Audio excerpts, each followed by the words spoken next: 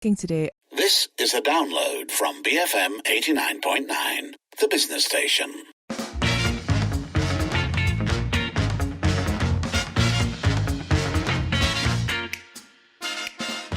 It's 5:07 and you're listening to the Evening Edition with Lynn and Sharmila. And our first story is our usual alarmist tech nonsense because according to a survey, 1 in 4 online users is lenient when it comes to allowing applications to access their microphone and webcam. And this unsurprisingly can cause users to be more susceptible to dangers online, namely people spying on them. Yeah, and I think we're all familiar with what we're talking about, right? Various apps or platforms, when you want to install them, will usually ask you to allow access for them to be able to use your camera on your device or your microphone on your device. The thing is, not every app really needs that kind of access, but most of us, we tend to just sort of click all and move on with it. So according to a survey that a cybersecurity firm Kaspersky ran, they polled 15,000 people, and they found that almost 23% of users grant permission to apps and services to access their microphone or the camera on their devices. 59% though did say that they were worried that somebody could be watching them through the webcam. 60% raised concerns that this could be done through malicious software. It does mean that people know about this. As to whether they're necessarily going to do enough about it isn't necessarily the case, I think. Yeah, we've spoken at length and we're not alone in talking about the kinds of apathy that a lot of people feel, I think, towards privacy, especially in the digital age, right? Because sometimes in response to things like this, you also hear people saying, yeah, well, when I'm out walking, how many security cameras are capturing my image? Is there really any way to preserve that level of privacy? But I don't know. I mean, if we look at the research from Kaspersky's, 27% of people aged 25 to 34 permit access. 38% of people aged 55 and up say they don't give apps and services these kinds of authorizations. And if we look at what Marina Titova, who is at Kaspersky, has said, most people aren't familiar with security protocols related to webcam usage and cybersecurity processes. But with this increasing awareness around online safety, this leads to more proactive consumer behavior. So taking preventive actions, I think, like doing a sticker over your webcam, for instance, which a lot of people do, and checking permissions before allowing access. And she also thinks that more companies will give cybersecurity training to employees because working with audio and video devices are so much more common now. And it's true, right? If you think about the amount of meetings that probably take place on these sorts of platforms on a day-to-day basis now, so many of us are granting on a daily basis authorizations to both our mics and our cameras. And so I don't know. I as is usual, I don't think I've done enough. When I hear about people who are very, very careful, I recognize that I am not being careful enough. I tend to be more sensitive about the microphone, I think, perhaps because of all the suggestions floating about that perhaps your devices are listening to you more than you are comfortable with. I don't think enough about being watched. I agree that largely I don't think I've been doing enough either. And that goes back partly to what Marina Titova said, right, about the fact that most people are not really familiar with what can be done, what the protocols are, what are you actually signing up to? Because there's really two components to this. One is the straight up nefarious someone hijacking your device. But there's also stuff that's actually legal because you've kind of signed up for it. You've ticked okay on those boxes. So therefore, you've given them the access, but you might not necessarily want these companies to have that kind of access. And do we really know the difference? I'm not sure that I do necessarily. I know that I've been trying to read the fine print a lot more when I download apps, for instance. And when they clearly say you can't, they need access, I try sort of unchecking that box and seeing whether you can still install whatever it is you're trying to install. It doesn't always work though, because some you have to allow them access. Yeah, and the question then becomes, I think, whether you allow them access perennially, whether it's something that you just keep on, or it's something you switch off and on as and when you need to use the app, in the same way that you would for location services, which I think is another one that a lot of people discuss, right? That you don't need to have your phone tracking everywhere you go, that you can just switch it on as and when you need it. But I think, again, going back to that idea of apathy, this is where convenience kicks in, right? And this idea of, well, if I'm going to be using it all the time, then why do I have to bother fiddling around with this? I have nothing to hide anyway. And therein lies the problem. Absolutely. I think that nothing to hide. I don't know, the idea that somebody could be watching you when you're not realizing it is really creepy. So nothing to hide is a slippery slope to having a stranger watch you. And I don't think that's, when you think about it in that terms, I don't think it's as easy as just brushing it off. Yeah. So we're talking today about a survey that was run by Kaspersky, which found that up to 1 in 4 online users, that's pretty much 25% of us, are lenient when it comes to allowing applications to access our microphone and our webcam, particularly salient in this day and age of online meetings and the like. Let us know, is this something that you are very... Basically, are you better than Sharmila and I? And give us your tips. That's what we want to know, because we're not the best at this. So are you careful with your privacy, especially when it comes to your microphone, your webcam on your laptops, tablets, phones? Call us and let us know. 7733 WhatsApp 018-789-8899. Tweet us at BFM Radio. After this, we will be speaking with CF Fong, who is the CEO of Cybersecurity Consultants for LGMS. Keep it here on the Evening Edition, BFM 89.9. Balming frustrated minds. BFM 89.9. It is 5:15 and you're listening to the Evening Edition with Lynn and Sharmila. We're talking today about privacy, particularly the fact that many of us, according to a survey, have been very lenient when it comes to allowing apps access to our microphones and our webcams. We want to know, is this you, or do you take a lot of precautionary steps to essentially not be that person? You can call us 7733 WhatsApp 018-789-8899, tweet us at BFM Radio. In the meantime, joining us on the show today, CF Fong, CEO of Cybersecurity Consultant for LGMS. Fong, thank you so much for speaking with us. Thanks, Lynn. Good to be here. So, okay, let's take it all the way back to the start of this process. Could you explain what it means to grant an app access to our devices, microphones and webcam? You see, whenever you install an applications, depending on the functionality of the applications may need to access some of the hardware peripherals of your device. For example, if you install Google Map or you install Waze, obviously the app requires the usage of your GPS, your GPS tracker. And if you install a photography or camera apps, obviously it needs to access your camera.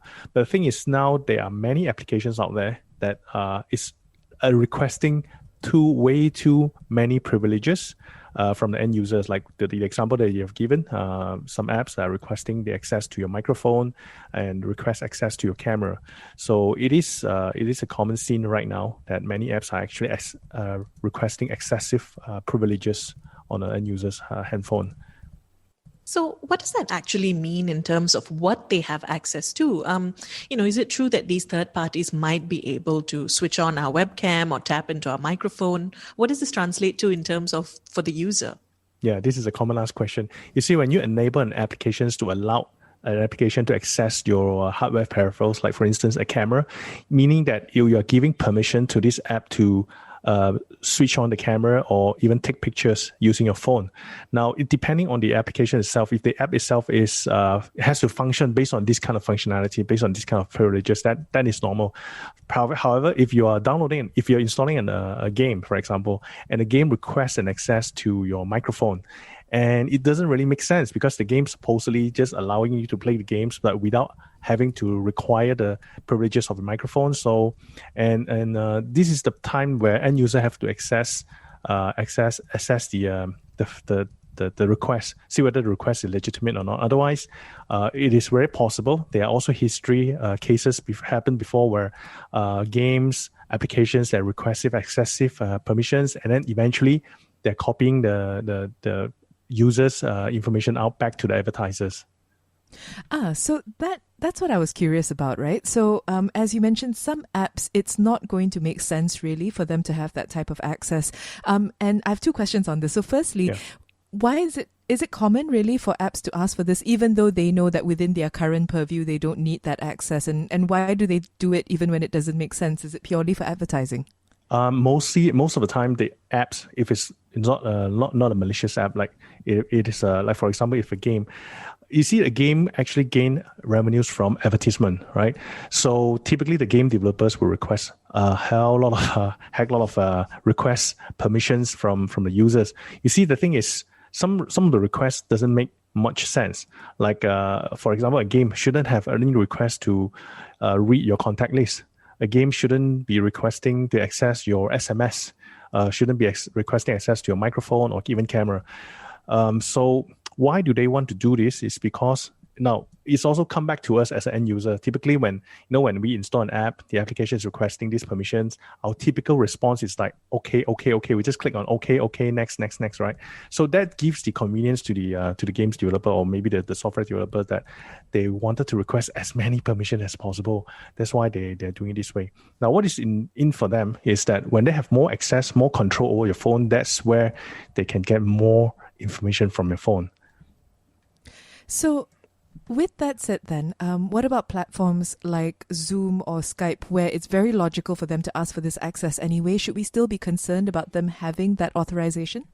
I guess that makes sense. I mean, for Zoom and WhatsApp, they request access to your microphone, to access to your camera, because it requires the permission, this kind of permission to function.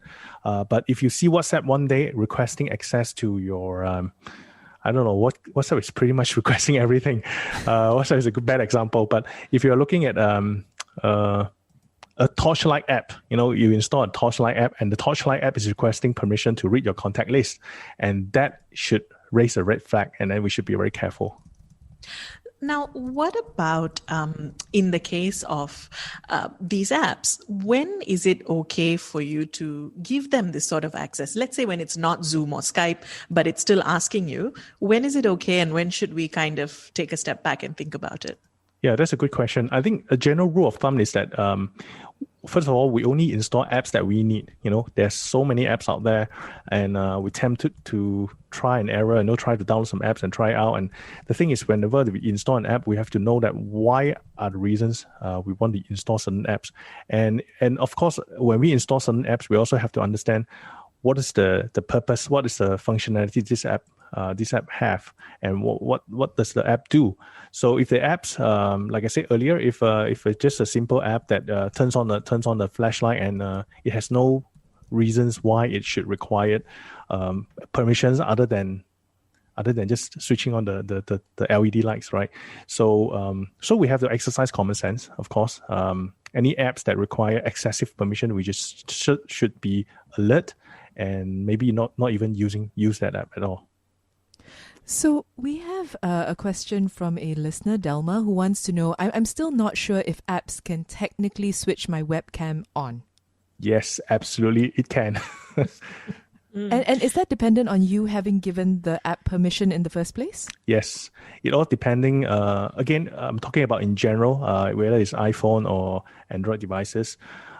Typically, when you install an app, the application requests access to these hardware peripherals like your camera or your microphone. And if you're not careful, you just simply click on okay, next. That's what happened. Now, there are times, though, when, let's say it's an app we really need or we want, and it doesn't allow you to install that app if you don't give it certain kinds of permissions. Is there a way around this? No. Assuming that you're using Waze, right? If you do not allow GPS permission, there's no way you can use Waze, right?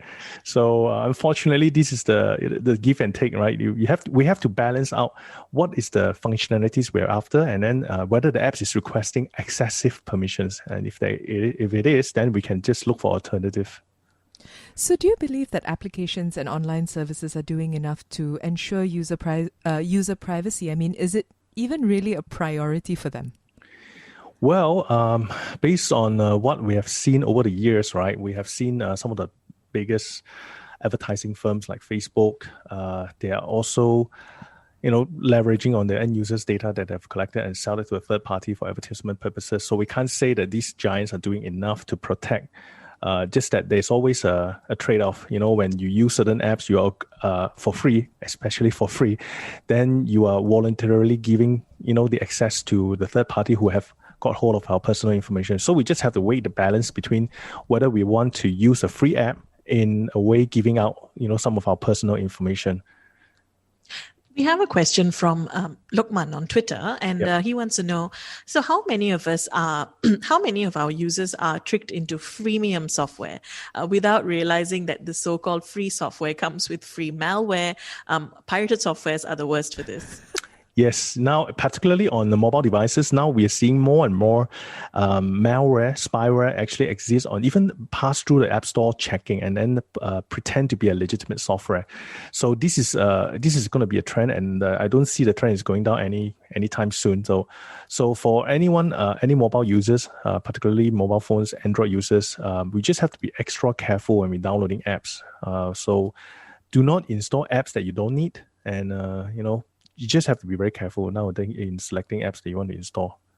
So on that point about carefulness, overall, if you for people listening and they want one takeaway to try and keep themselves as safe as possible, how can users protect ourselves when it comes to granting access to mics and cameras? Is there a way to tell if your device is being accessed for malicious reasons?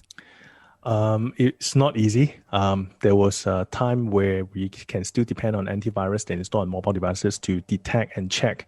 But at the same time, we also have seen apps that's managed to bypass antivirus software and then still functioning as a spyware.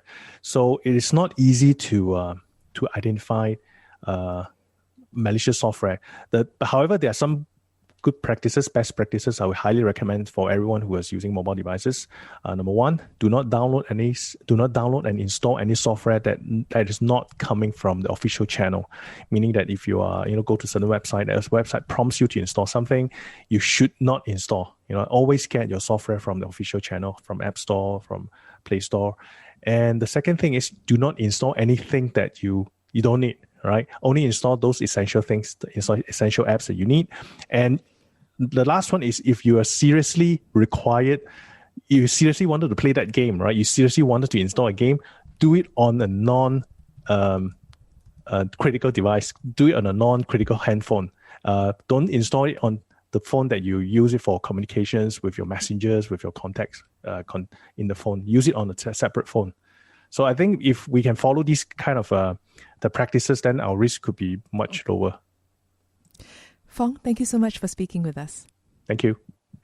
That was CF Fong, CEO of cybersecurity consultant for LGMS, talking about privacy, particularly when it comes to granting access to our microphones and our webcams. This is across the board, right? Whether it's phones, whether it's tablets, laptops, you can let us know what you think. I mean, and also weigh in on whether or not privacy in this area is something that you're very aware of. Are you someone who puts a sticker over your webcam? Are you someone who only grants access as and when it's needed? You can let us know by calling 77332900, WhatsApp 018-789-8899, tweet us at BFM Radio. We do have this message here from Maggie. So Maggie says, I guess I'm a rebel deep down inside. And so I've been fighting this online accessibility thing.